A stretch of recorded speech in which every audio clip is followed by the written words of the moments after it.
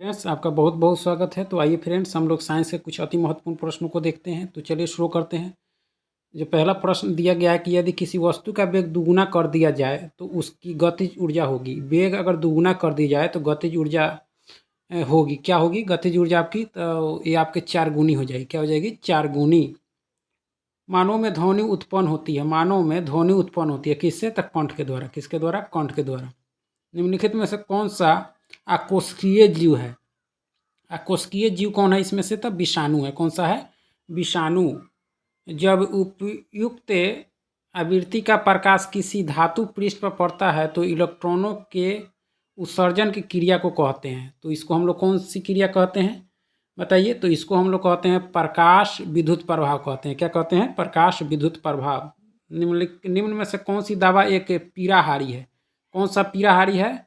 तो नोअलीज जो है ये आपके पीराहारी है। ठीक है। यदि किसी गतिशील वस्तु का द्रव्यमान आधा कर दिया जाए तो चाल दुगुनी कर दी जाए। यानी किसी वस्तु का द्रव्यमान आधा कर दिया जाए और चाल दुगुनी कर दी जाए तो उसकी गतिज ऊर्जा हो जाएगी। उसकी गतिज ऊर्जा क्या हो जाएगी आपकी? तो दुगुनी हो जाएगी। क्या हो जाएगी? दुगुनी।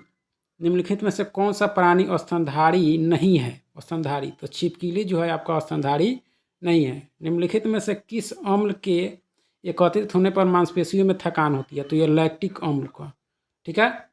वर्गीकरण की द्विनाम पद्धति की अवधारणा किसने दी थी? द्विनाम पद्धति की अवधारणा ये आपके दी थी किसने? तो लिनियस ने दी थी। किसने? लिनियस ने। निम्नलिखित में से कौन सा स्वपोषी घटक नहीं है? स्वपोषी घटक। तो अब घटक जो है वह स्वपोषी घटक आपका नहीं है। आसमान का नीला रंग होने का कारण, आसमान का नीला रंग होने का कारण क्या है? तो यह जो क्या है आपका? प्रकाश का प्रकीर्णन है। प्रकाश का प्रकीर्णन। कोशिका भित्ति डॉट डॉट कोशिका में अनुपस्थित होती है। यानी कोशिका भित्ति किस में अनुपस्थित होती है? तो यह जो होती है आपके जंतु में अनुपस्थित होती है। ठीक है। मोमबत्ती का जलना निम्न में से किस परिवर्तन का उदाहरण है? मोमबत्ती का जलना बताइए यह किसका उदाहरण है? तो यह जो है आपके भौतिक एवं रासायनिक दोनों तरह के परिवर्तन है। भौतिक एवं रासायनिक दोनों तरह के आपके परिवर्तन है। ठीक है। यदि सरल रेखीय पूर्ति का वक्र कीमत अक्ष को काटता है तो पूर्ति की लोच होगी। पूर्ति की लोच क्या होगी? तो आपकी शून्य होगी। क्या होगी? शून्य।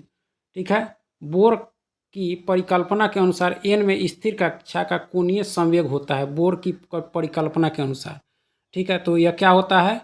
तो NH/2 पाई होता है। ठीक है। क्षार धातुओं में क्या होता है? क्षार धातुओं में आपका क्या होता है?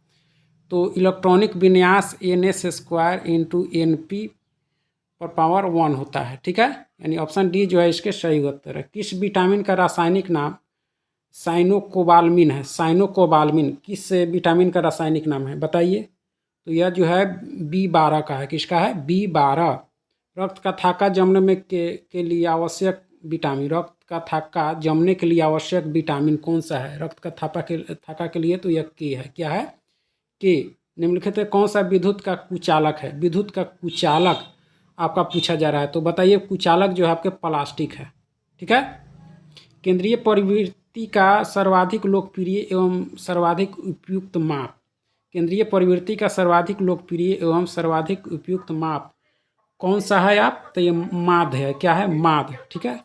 भारी जल का अनुभार तो यह 20 होता है। भारी जल का अनुभार कितना होता है? 20 होता है। कोशिकीय सिद्धांत की अवधारणा प्रस्तुत करने वाले वैज्ञानिक, कोशिकीय सिद्धांत की अवधारणा प्रस्तुत करने वाले वैज्ञानिक कौन थे? कोशिकीय सिद्धांत तो बताइए कौन थे कोशिकीय? तो यह स्लाइडेन और स्वान थे। स्लाइडेन और स्वान थे। ठीक है। प्राकृतिक बहुलक का उदाहरण है। प्राकृतिक बहुलक का उदाहरण आपका कौन सा है? तो स्टार्च है। कौन सा? स्टार्च। एड्स एक है किसके जाने? तब विषाणु से होता है। चलिए बहुत बहुत धन्यवाद। चैनल को लाइक सब्सक्राइब जरूर कीजिएगा।